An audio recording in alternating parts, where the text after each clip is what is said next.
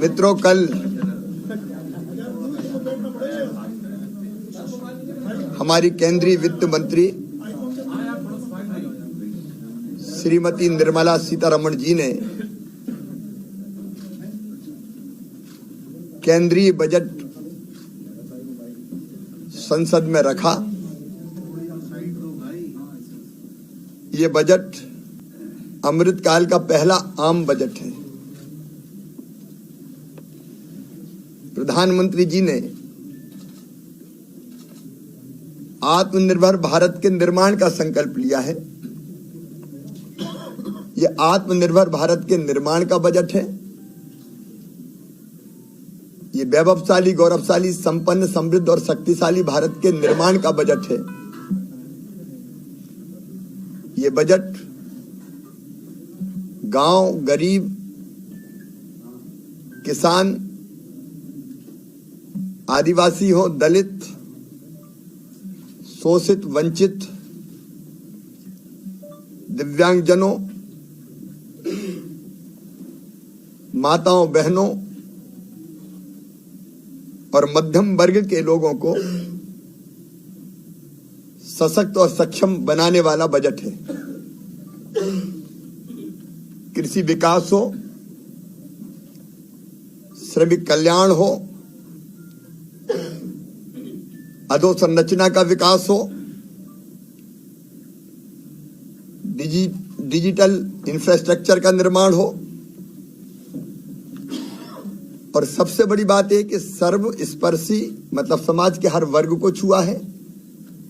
सर्वव्यापी मतलब देश के हर राज्य, नॉर्थ ईस्ट से लगा कि आप किसी भी राज्य को देख लें तो उस दृष्टि से सर्वव्यापी है और सर्वसमावेशी है।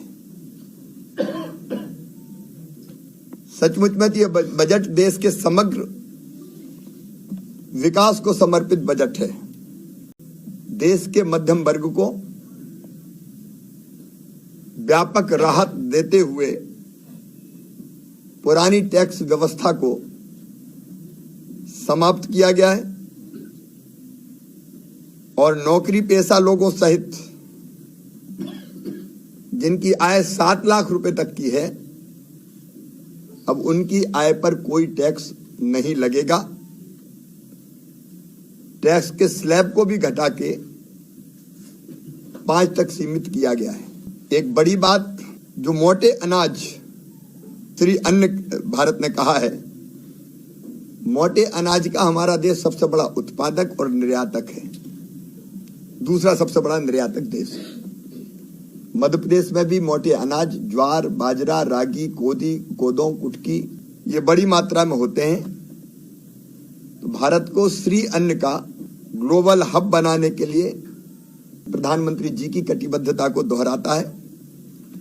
इसलिए मैं स्वागत करता हूं, हैदराबाद में Indian institute of millet research स्थापित किया जाएगा। इससे मिलेट्स के उत्पादन की वृद्धि सहित अनेकों शोध के काम होंगे। मैं इसलिए भी प्रधानमंत्री जी का आभार व्यक्त करता हूं कि जो विशेष पिछड़ी जनजातियां हैं, PMBTG विकास मिशन, इससे ये स्पष्ट होता है कि आदिवासी विकास के लिए प्रधानमंत्री जी और भारत सरकार कितनी गंभीर है। 15,000 करोड़ रुपए का इसके लिए कोष बनाया गया है बुनियादी सुविधाएं देने के लिए। बच्चों और किशोरों के लिए राष्ट्रीय डिजिटल पुस्तकालय की स्थापना एक बहुत स्वागत योग्य कदम है। 740 एकलव्य विद्यालयों के लिए 38,500 टीचर्स और सपोर्ट स्टाफ की भी 3 साल में भर्ती की जाएगी। तो ये हमारे जनजातीय बच्चों की शिक्षा की दृष्टि से बहुत स्वागत योग्य कदम है। पशुपालन, डेयरी और मत्स्य पालन पर ध्यान देने के लिए कृषि ऋण के लक्ष्य को बढ़ाकर 20 लाख करोड़ रुपया किया गया है। मुझे एग्रीकल्चर और एलाइड सेक्टर्स को इससे बहुत बढ़ावा मिलेगा, ये विश्वास है। और अगले 3 साल तक 1 करोड़ किसानों को नेचुरल फार्मिंग, प्राकृतिक कृषि के लिए मदद की जाएगी और 10,000 बायो इनपुट रिसोर्सेज सेंटर्स बनाए जाएंगे। ये बहुत दूरगामी फैसला है। केमिकल और फर्टिलाइजर के उपयोग के कारण हमारी धरती की जो स्थिति आज हो गई वो उससे हम सब परिचित है, और उसके कारण जो मानव स्वास्थ्य को और केवल मानव नहीं जीव मात्र को जो नुकसान हो रहा है वो भी हम जानते हैं। नेचुरल फार्मिंग धरती को बचाने का अभियान है, तो मैं इसको बहुत दूरगामी कदम मानता हूं। वैसे ही 6,000 करोड़ रुपए से 6,000 करोड़ रुपए के फंड से पीएम मत्स्य समता योजना की एक नई उपयोजना है मछुआरे मछली विक्रेताओं और इस क्षेत्र के माइक्रो स्मॉल उद्यमियों के लिए। यह भी विशेषकर हमारे मछुआरे समुदाय के लिए नई संजीवनी प्रदान करेगी। युवाओं के सपनों को उड़ान देने के लिए पीएम कौशल विकास योजना 4 बहुत स्वागत योग्य कदम है, जिसमें 40 स्किल सेंटर्स देश भर में स्थापित किए जाएंगे। मध्य प्रदेश में भी हम लोगों ने ग्लोबल स्किल पार्क जैसी परिकल्पनाएं शुरू की है। इससे स्किल्ड मैन पावर तैयार करना और उसके बाद उनको रोजगार प्राप्त देश में और जरूरत दुनिया में भी है।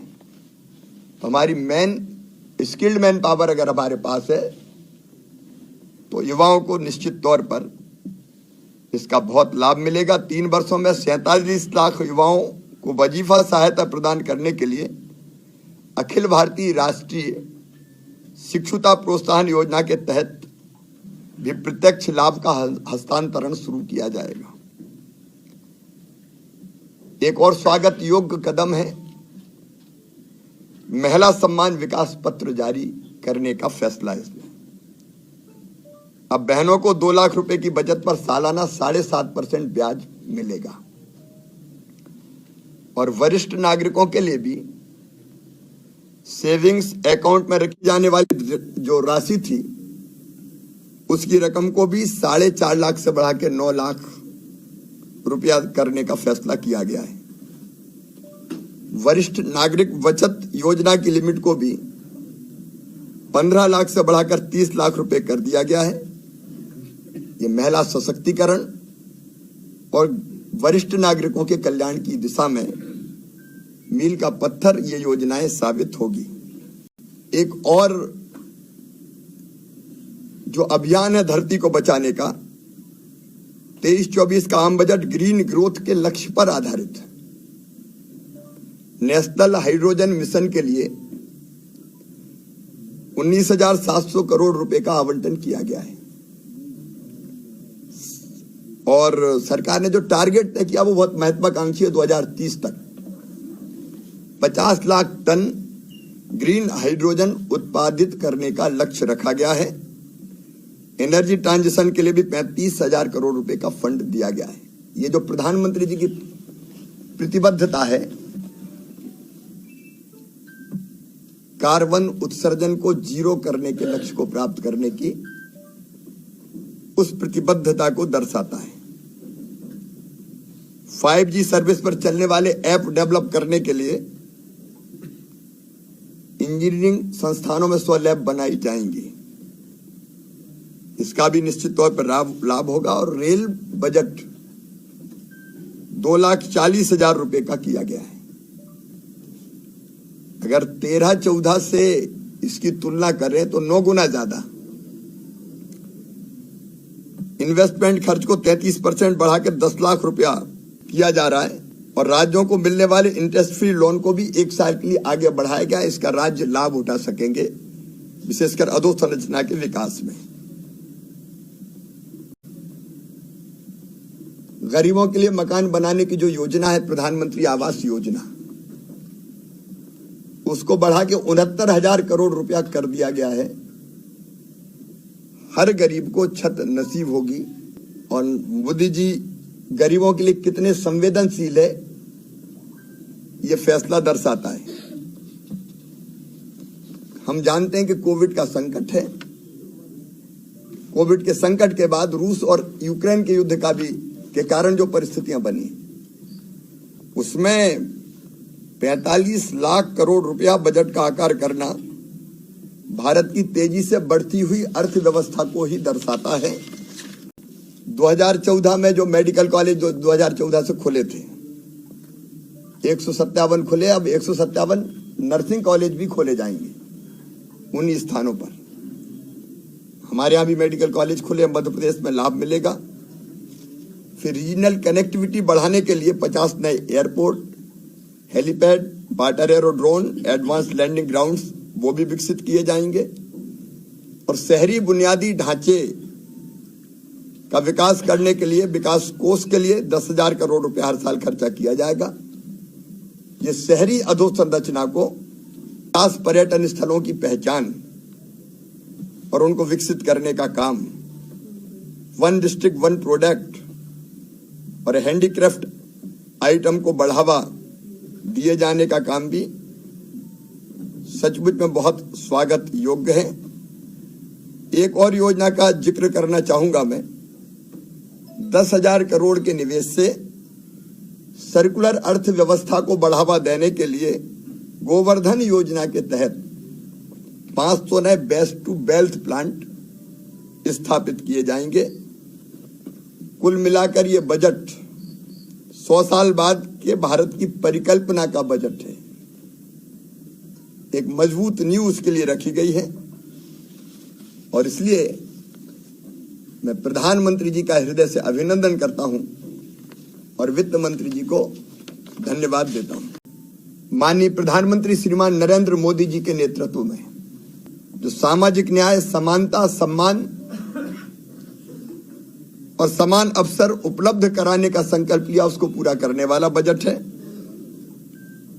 ये 75वां आम बजट ईज ऑफ लिविंग को बढ़ाने पर जोर देने वाला बजट है। ये दुनिया में सबसे तेज गति से देश को विकास की राह दिखाने वाला बजट है। इस बजट का एजेंडा है